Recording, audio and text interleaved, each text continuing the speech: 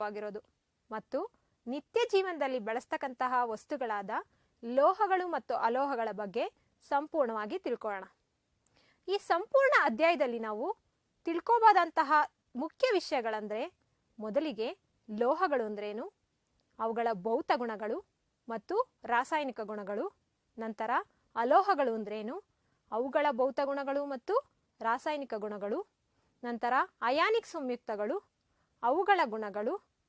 ಲೋಹೋದ್ಧರಣ ಅಂದ್ರೇನು ಮತ್ತೆ ಲೋಹಗಳ ಶುದ್ಧೀಕರಣವನ್ನ ಹೇಗೆ ಮಾಡ್ತಾರೆ ಅನ್ನೋದ್ರ ಬಗ್ಗೆ ಸಂಪೂರ್ಣವಾಗಿ ತಿಳ್ಕೊಳ್ಳೋಣ. ಮೊದಲಿಗೆ ನಾವು ಲೋಹಗಳಿಂದ ಪ್ರಾರಂಭ ಮಾಡೋಣ. ಹಾಗಾದ್ರೆ ಈ ಲೋಹಗಳು ಅಂದ್ರೇನು? ಲೋಹಗಳು ಅಂದ್ರೆ ರಾಸಾಯನಿಕವಾಗಿ ಎಲೆಕ್ಟ್ರಾನ್ಗಳನ್ನು ಸಿದ್ಧ ಸ್ಥಿತಿಯಲ್ಲಿ ಬಿಟ್ಟುಕೊಡುವುದು ಮತ್ತು ಧನಾತ್ಮಕವಾಗಿ ಪರಿವರ್ತಿತವಾಗುವುದು. ಇದಕ್ಕೆ ವಿರೋಧಾಭಾಸವಾಗಿ ಅಲೋಹಗಳು ಎಲೆಕ್ಟ್ರಾನ್ಗಳನ್ನು ಸಿದ್ಧ ಸ್ಥಿತಿಯಲ್ಲಿ ಸ್ವೀಕರಿಸುವುದು ಮತ್ತು ಋಣಾತ್ಮಕವಾಗಿ ಬದಲಾಗುವುದು. ಈ ಲೋಹಗಳಿಗೆ ಉದಾಹರಣೆಗಳ್ಯಾವುವು? ಲೋಹಗಳಿಗೆ ಉದಾಹರಣೆಗಳಂದ್ರೆ ಚಿನ್ನ, ಅಲ್ಯೂಮಿನಿಯಂ, ಕಬ್ಬಿಣ, ಸೋಡಿಯಂ, ಸೀಸ, ಸತು ಇತ್ಯಾದಿಗಳು. ಅಲೋಹಗಳಿಗೆ ಉದಾಹರಣೆಗಳ್ಯಾವುವು? ಅಲೋಹಗಳಿಗೆ ಕಾರ್ಬನ್, ಗಂಧಕ, ಅಯೋಡಿನ್, ಹೈಡ್ರೋಜನ್ ಇತ್ಯಾದಿಗಳು ಒಳ್ಳೆಯ ಉದಾಹರಣೆಗಳಾಗಿರ್ತವೆ. ನಾವೀಗ ಲೋಹಗಳ ಗುಣಗಳ ಬಗ್ಗೆ ತಿಳ್ಕೊಳ್ಳೋಣ. ನಾವೀಗ ಲೋಹಗಳ ಭೌತ ಗುಣಗಳ ಬಗ್ಗೆ ತಿಳ್ಕೊಳ್ಳೋಣ. ಲೋಹಗಳು ಸಾಮಾನ್ಯವಾಗಿ ಘನರೂಪದಲ್ಲಿರ್ತವೆ. ದ್ರವ ರೂಪದಲ್ಲಿರುವಂತಹ ಏಕೈಕ ಲೋಹ ಪಾದರಸ ಆಗಿರುತ್ತೆ. ಲೋಹಗಳು ಕಠಿಣವಾಗಿರುತ್ತವೆ. ಈ ಕಠಿಣತೆ ಒಂದು ಲೋಹದಿಂದ ಮತ್ತೊಂದು ಲೋಹಕ್ಕೆ ಬದಲಾಗುತ್ತಾ ಹೋಗುತ್ತೆ. ಅಂದ್ರೆ ಶುದ್ಧ ಚಿನ್ನವು ಮೃದುವಾಗಿರುತ್ತದೆ ಮತ್ತು ಕಬ್ಬಿಣ ಕಠಿಣವಾಗಿರುತ್ತದೆ. ಎಲ್ಲ ಲೋಹಗಳು ಕೂಡ ಉತ್ತಮ ಉಷ್ಣ ಮತ್ತು ವಿದ್ಯುತ್ ವಾಹಕಗಳಾಗಿರ್ತವೆ. ಹಾಗೆಯೇ ಈ ಲೋಹಗಳು ಅತಿ ಹೆಚ್ಚಿನ ಕರಗುವ ಬಿಂದುವನ್ನು ಕೂಡ ಹೊಂದಿರ್ತವೆ.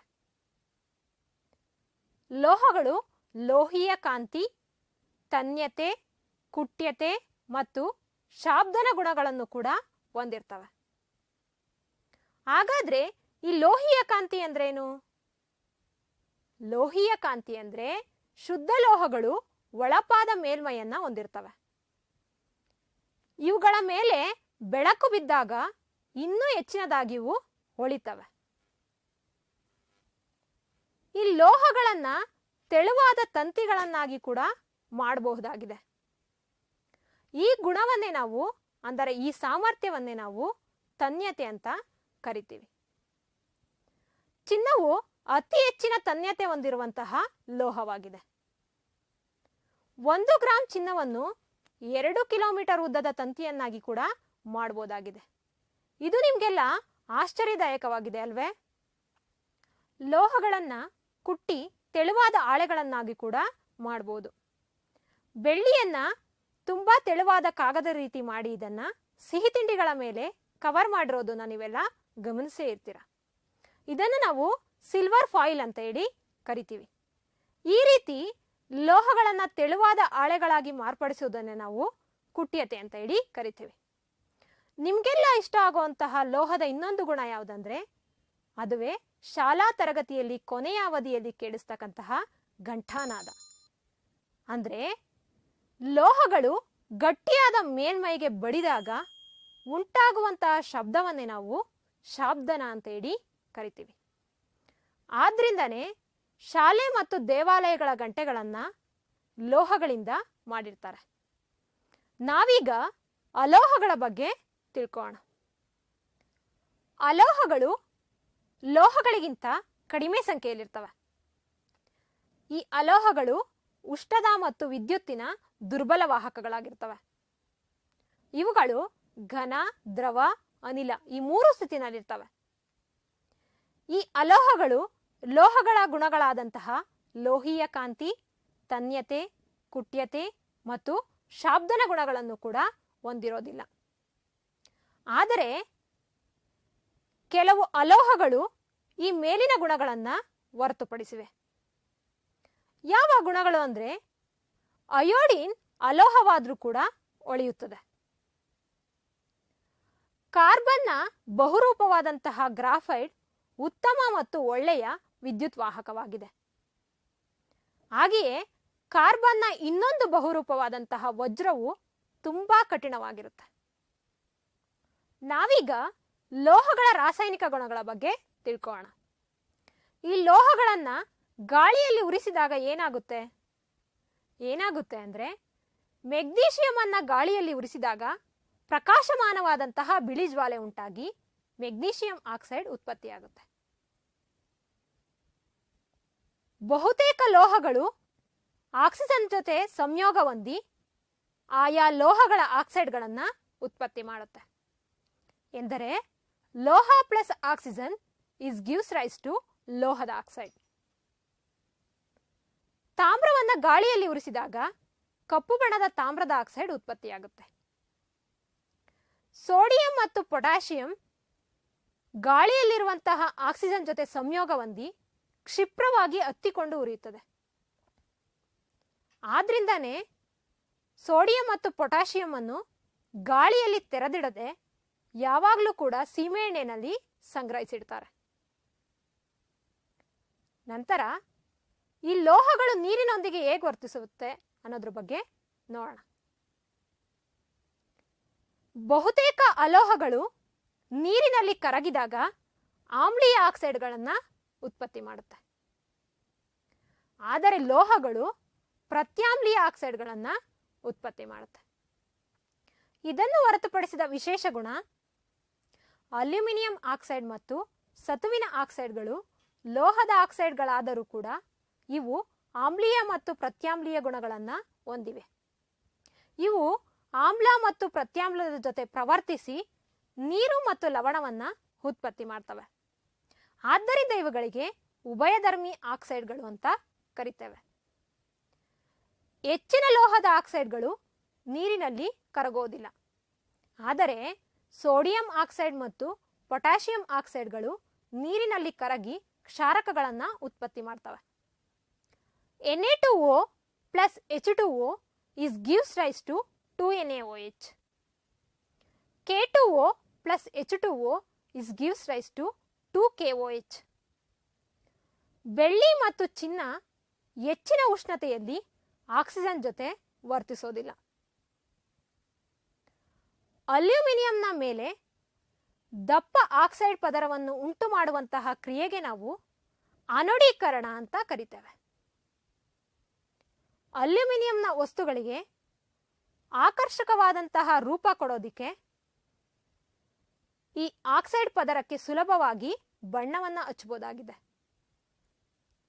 ಉದಾಹರಣೆಗೆ ಅಲಂಕಾರಿಕ ವಸ್ತುಗಳು. ಸಾಮಾನ್ಯವಾಗಿ ಎಲ್ಲ ಲೋಹಗಳು ಕೂಡ ನೀರಿನ ಜೊತೆ ವರ್ತಿಸೋದಿಲ್ಲ. ಆದರೆ ಲೋಹಗಳು ನೀರಿನ ಜೊತೆ ವರ್ತಿಸಿ ಆಯಾ ಲೋಹದ ಆಕ್ಸೈಡ್ಗಳು ಮತ್ತು ಹೈಡ್ರೋಜನ್ ಅನಿಲವನ್ನ ಉತ್ಪತ್ತಿ ಮಾಡ್ತವೆ. ಅಂದ್ರೆ ಲೋಹ ಪ್ಲಸ್ ನೀರು ಇಸ್ ಗಿವ್ಸ್ ರೈಸ್ ಟು ಲೋಹದ ಆಕ್ಸೈಡ್ ಪ್ಲಸ್ ಹೈಡ್ರೋಜನ್ ಅನಿಲ. ಹಾಗೆಯೇ ಅಲ್ಯೂಮಿನಿಯಂ, ಕಬ್ಬಿಣ, ಸತುವಿನಂತಹ ಲೋಹಗಳು ಹಬೆಯೊಂದಿಗೆ ವರ್ತಿಸಿ ಲೋಹದ ಆಕ್ಸೈಡ್ ಮತ್ತು ಹೈಡ್ರೋಜನ್ ಅನಿಲವನ್ನ ಉಂಟು ಮಾಡ್ತವೆ. 2Al plus 3H2O is gives rise to Al2O3 plus 3H2. 3Fe plus 4H2O is gives rise to Fe3O4 plus 4H2. ಕಬ್ಬಿಣ, ಸೀಸ, ತಾಮ್ರ ಮತ್ತು ಚಿನ್ನದಂತಹ ಲೋಹಗಳು ನೀರಿನ ಜೊತೆ ವರ್ತಿಸೋದಿಲ್ಲ. ಲೋಹಗಳು ಆಮ್ಲದ ಜೊತೆ ಪ್ರವರ್ತಿಸಿದಾಗ ಏನಾಗುತ್ತೆ ಅನ್ನೋದ್ರ ಬಗ್ಗೆ ತಿಳ್ಕೊಳ್ಳೋಣ. ಲೋಹಗಳು ಆಮ್ಲದ ಜೊತೆ ವರ್ತಿಸಿದಾಗ ಲವಣ ಮತ್ತು ಹೈಡ್ರೋಜನ್ ಅನಿಲವನ್ನು ಉಂಟು ಮಾಡುತ್ತೆ ಅನ್ನೋದ್ರ ಬಗ್ಗೆ ನೀವಾಗಲೇ ತಿಳ್ಕೊಂಡಿದ್ದೀರಾ. ಎಲ್ಲ ಲೋಹಗಳು ಅಂದರೆ ಮೆಗ್ನೀಷಿಯಂ, ಅಲ್ಯೂಮಿನಿಯಂ, ಕಬ್ಬಿಣ, ಸತು ಹೈಡ್ರೋಕ್ಲೋರಿಕ್ ಆಮ್ಲದ ಜೊತೆ ವರ್ತಿಸಿ ಆಯಾ ಕ್ಲೋರೈಡ್ ಮತ್ತು ಹೈಡ್ರೋಜನ್ ಅನಿಲವನ್ನು ಉತ್ಪತ್ತಿ ಮಾಡ್ತವೆ. ಈಗ ನಾವು ಲೋಹಗಳು ನೈಟ್ರಿಕ್ ಆಮ್ಲದ ಜೊತೆ ಹೇಗೆ ವರ್ತಿಸುತ್ತೆ ಅನ್ನೋದ್ರ ಬಗ್ಗೆ ತಿಳ್ಕೊಳ್ಳೋಣ. ಇಲ್ಲಿ ಹೈಡ್ರೋಜನ್ ಅನಿಲ ಉತ್ಪತ್ತಿಯಾಗೋದಿಲ್ಲ. ಏಕೆಂದರೆ ನೈಟ್ರಿಕ್ ಆಮ್ಲ ಒಂದು ಪ್ರಬಲ ಉತ್ಕರ್ಷಕವಾಗಿದೆ. ಆದರೆ ಮೆಗ್ನೀಷಿಯಂ ಮತ್ತು ಮ್ಯಾಂಗನೀಸ್ಗಳು ಅತಿ ಸಾರಯುಕ್ತ ನೈಟ್ರಿಕ್ ಆಮ್ಲದ ಜೊತೆ ವರ್ತಿಸಿದಾಗ ಮೆಗ್ನೀಷಿಯಂ ನೈಟ್ರೇಟ್ ಮತ್ತು ಮ್ಯಾಂಗನೀಸ್ ನೈಟ್ರೇಟ್ ಜೊತೆಗೆ ಹೈಡ್ರೋಜನ್ ಅನಿಲವನ್ನು ಕೂಡ ಉತ್ಪತ್ತಿ ಮಾಡ್ತವೆ. ಈಗ ಲೋಹಗಳು ಮತ್ತು ಅಲೋಹಗಳು ಹೇಗೆ ಪ್ರತಿವರ್ತಿಸುತ್ತವೆ ಅನ್ನೋದನ್ನ ತಿಳ್ಕೊಳ್ಳೋಣ. ಮೇಲೆ ತಿಳಿಸಿದ ರೀತಿಯಲ್ಲಿ ಲೋಹಗಳು ಯಾವಾಗಲೂ ಎಲೆಕ್ಟ್ರಾನ್ಗಳನ್ನು ಕಳೆದುಕೊಳ್ಳಲು ಮತ್ತು ಅಲೋಹಗಳು ಯಾವಾಗಲೂ ಎಲೆಕ್ಟ್ರಾನ್ಗಳನ್ನು ಪಡೆದುಕೊಳ್ಳುವ ಸ್ಥಿತಿಯಲ್ಲಿರ್ತವೆ. ಉದಾಹರಣೆಗೆ ಸೋಡಿಯಂ ತನ್ನ ಹೊರಕವಚದಲ್ಲಿರುವಂತಹ 1 ಎಲೆಕ್ಟ್ರಾನ್ ಅನ್ನು ಕ್ಲೋರೈಡ್ ಹೊರಕವಚದಲ್ಲಿರುವಂತಹ 7 ಎಲೆಕ್ಟ್ರಾನ್ಗಳಿಗೆ ಕೊಟ್ಟು ಸೋಡಿಯಂ ಕ್ಲೋರೈಡ್ ಉತ್ಪತ್ತಿಯಾಗುತ್ತದೆ. ಇಲ್ಲಿ ಸೋಡಿಯಂ ಅಣು 1 ಎಲೆಕ್ಟ್ರಾನ್ ಅನ್ನು ಕಳೆದುಕೊಂಡು Na+ ಮತ್ತು ಕ್ಲೋರೈಡ್ ಅಣು 1 ಎಲೆಕ್ಟ್ರಾನ್ ಅನ್ನು ಪಡೆದುಕೊಂಡು Cl-, ಇವೆರಡೂ ಸೇರಿ ಉಂಟಾಗುವಂತಹ ಸೋಡಿಯಂ ಕ್ಲೋರೈಡ್ ಒಂದು ಅಯಾನಿಕ್ ಸಂಯುಕ್ತ ಎನಿಸುತ್ತದೆ. ಹಾಗಾದ್ರೆ ಈ ಅಯಾನಿಕ್ ಸಂಯುಕ್ತ ಅಂದ್ರೆ ಏನು? ಈಗಾಗಲೇ ತಿಳಿಸಿದ ರೀತಿಯಲ್ಲಿ ಲೋಹದಿಂದ ಎಲೆಕ್ಟ್ರಾನ್ಗಳು ಅಲೋಹಕ್ಕೆ ವರ್ಗಾವಣೆಯಾಗಿ ಉಂಟಾಗುವಂತಹ ಸಂಯುಕ್ತಗಳನ್ನೇ ನಾವು ಅಯಾನಿಕ್ ಸಂಯುಕ್ತಗಳು ಅಥವಾ ಎಲೆಕ್ಟ್ರೋವೇಲೆಂಟ್ ಸಂಯುಕ್ತಗಳು ಅಂತ ಕರಿತೇವೆ. ಈಗ ನಾವು ಅಯಾನಿಕ್ ಸಂಯುಕ್ತಗಳ ಗುಣಗಳನ್ನು ತಿಳ್ಕೊಳ್ಳೋಣ. ಮೊದಲನೇದಾಗಿ ಭೌತ ಸ್ಥಿತಿ.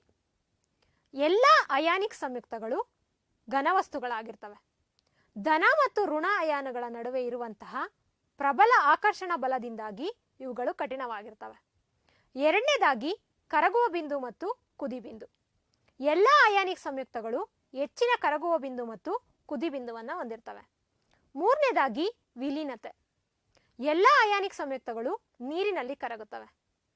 ಆದರೆ ಸಾವಯವ ದ್ರಾವಕಗಳಾದ ಸೀಮೆ ಎಣ್ಣೆ, ಪೆಟ್ರೋಲ್ ಮುಂತಾದವುಗಳಲ್ಲಿ ಇವು ವಿಲೀನ ಆಗೋದಿಲ್ಲ.